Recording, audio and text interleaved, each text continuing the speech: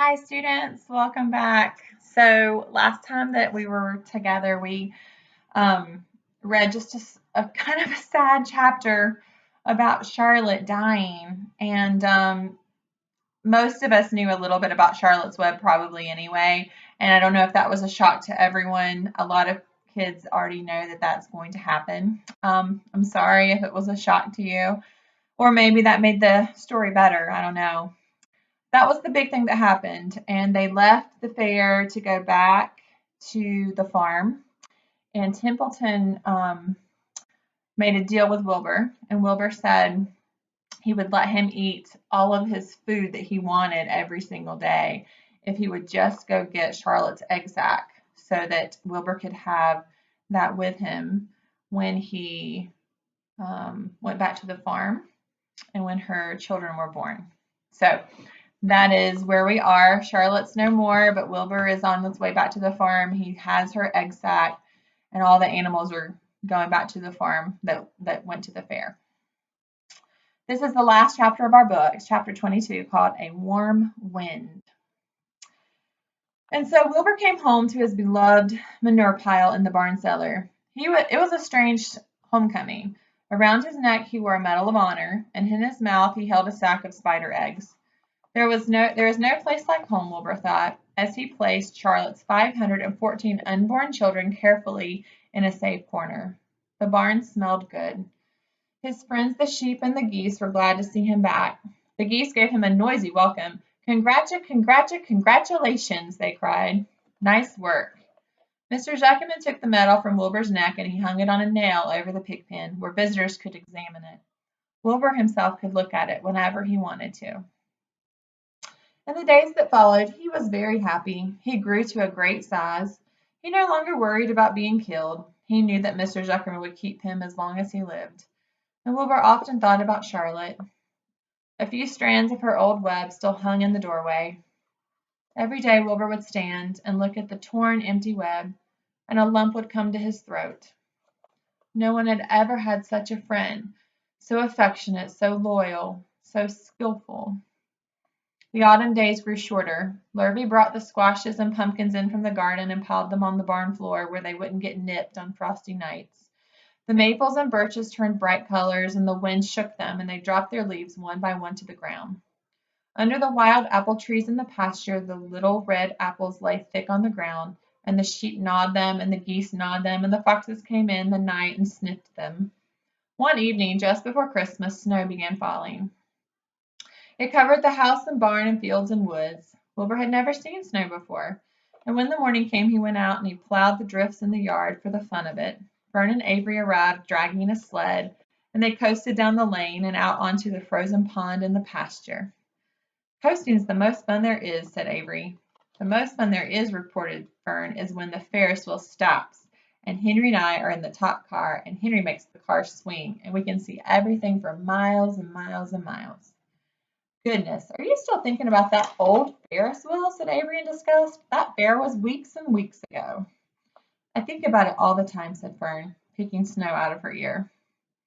After Christmas, the thermometer dropped to 10 below zero. Wow, that's really cold. Cold settled in on the world. The pasture was bleak and frozen. The cows stayed in the barn all the time now, except on Sunday mornings when they went out and stood in the barnyard close to the straw pile. The sheep stayed near the barn too, for protection. When they were thirsty, they ate snow. The geese hung around the barnyard the way the boys hang around a drugstore, and Mr. Zuckerman fed them corn and turnips to keep them happy. Many, many thanks, they always said when they saw that the food was coming. Templeton moved indoors when winter came. His ratty home under the pig trough was too chilly, and he fixed himself a cozy nest in the barn behind the grain bins. He lined it with bits of dirty newspapers and rags, and whenever he found a trinket or a keepsake, he carried it home and he stored it there. He continued to visit Wilbur 3 times a day, exactly at mealtime. Wilbur kept the promise that he made him. Wilbur let the rat eat first, and then Templeton, when he couldn't hold another mouthful, Wilbur would eat next. And as a result of overeating, Templeton grew bigger and fatter and bigger than any rat you ever had seen. He was gigantic. He was as big as a young woodchuck. The old sheep spoke to him about his size one day. You would live longer, said the old sheep, if you ate less. Who wants to live forever? Sneered the rat. I'm naturally a heavy eater, and I get untold satisfaction from the pleasures of a feast. He patted his stomach, grinned at the sheep, and crept upstairs to lie down. All winter, Wilbur watched over Charlotte's egg sack, as though he was guarding his own children. He scooped out a special place in the manure for the sack, next to the board fence. On very cold nights he lay so that his breath would warm it. For Wilbur, nothing in his life was as important as this small round object. Nothing else mattered. Patiently he awaited the end of winter and the coming of the little spiders. Life is always a rich and steady time when you're waiting for something to happen, or to hatch. The winter ended at last.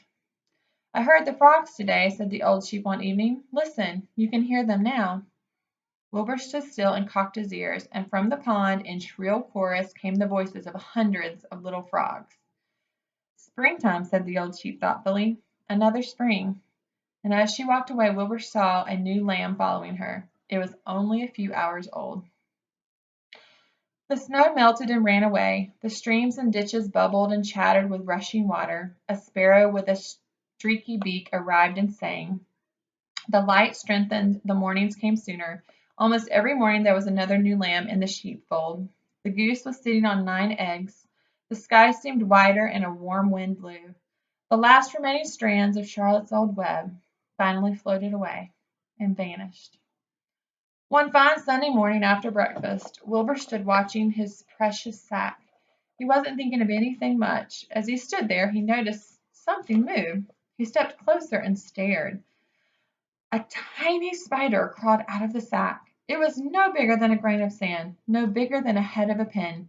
Its body was gray with a black stripe underneath, and its legs were gray and tan. It looked just like Charlotte. Wilbur trembled all over when he saw it. The little spider waved at him, and then Wilbur looked more closely. 2 more little spiders crawled out and waved. They climbed round and round on the sack, exploring their new world.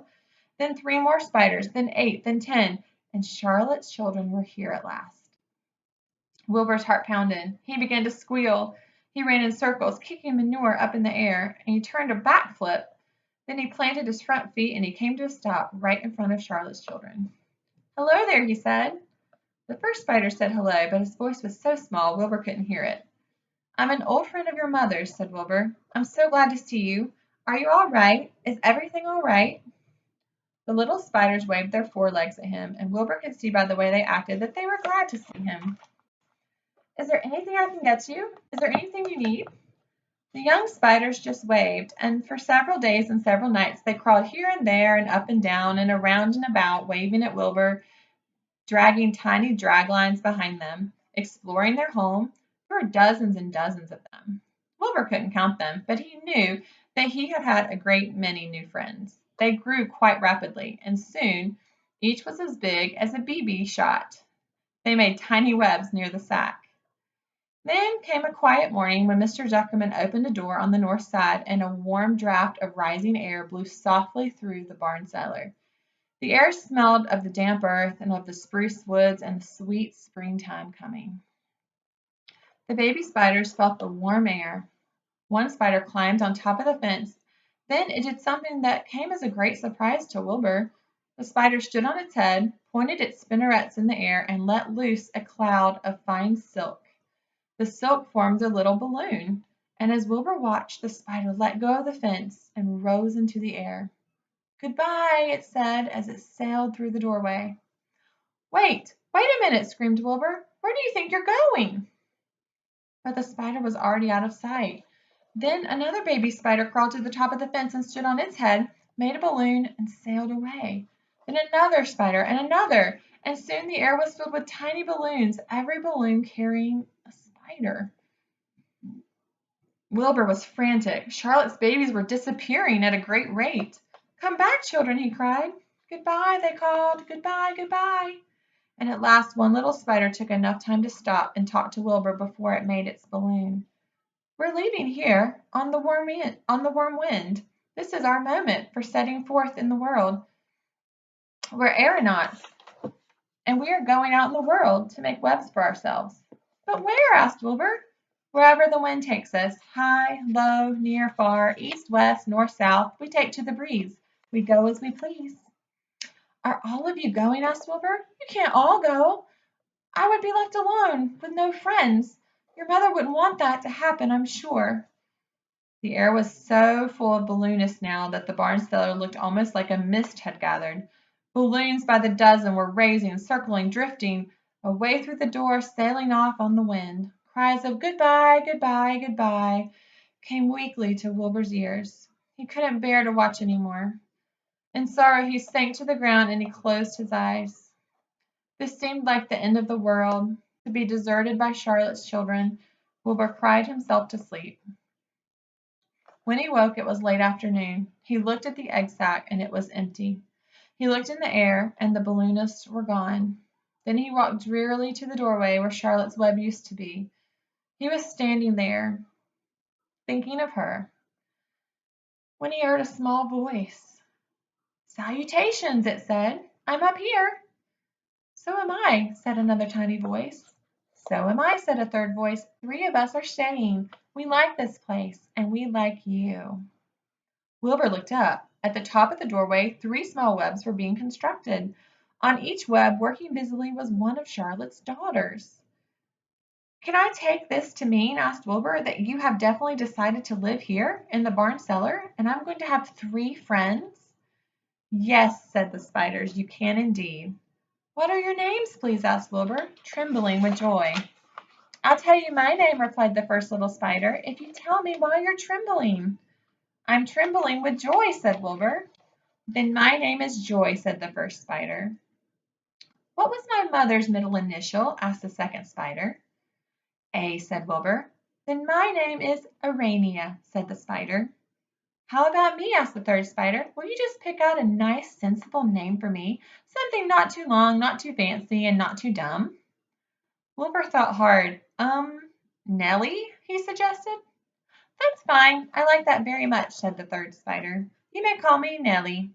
She daintily fastened her line to the next spoke of the web. Wilbur's heart brimmed with happiness. He felt that he should make a short speech on this very important occasion. "Joy, Arania, and Nellie," he began, "welcome to the barn cellar. You have chosen a hollowed doorway from which to string your webs. I think it's only fair to tell you that I was devoted to your mother. I owe my very life to her. She was brilliant, beautiful, and loyal to the end. I shall always treasure her memory. To you, her daughters, I pledge my friendship forever and ever." "I pledge mine," said Joy. "I do too," said Urania. "And so do I," said Nellie, who had just managed to catch a small gnat. It was a happy day for Wilbur, and many more happy, peaceful days followed. As the time went on, and the months and years came and went, he was never without friends.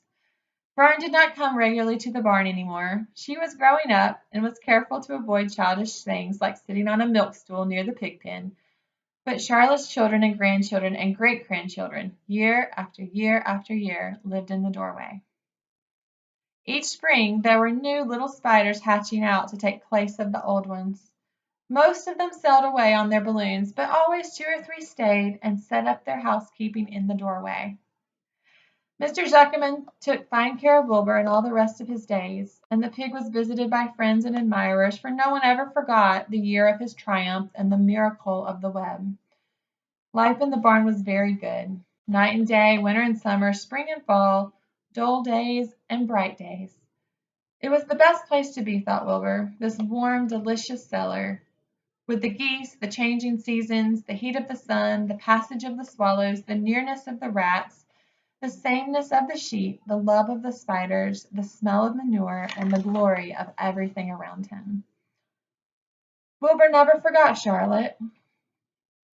Although he loved her children and her grandchildren dearly, none of the new spiders ever quite took her place in his heart. She was in a class by herself. It is not often that someone comes along who is a true friend and a good writer, and Charlotte was both. The end. Whew, I didn't know that the ending would be sad. It was mostly happy. I think that part was a little sad. But that's the end of the book. And congratulations on finishing Charlotte's Web.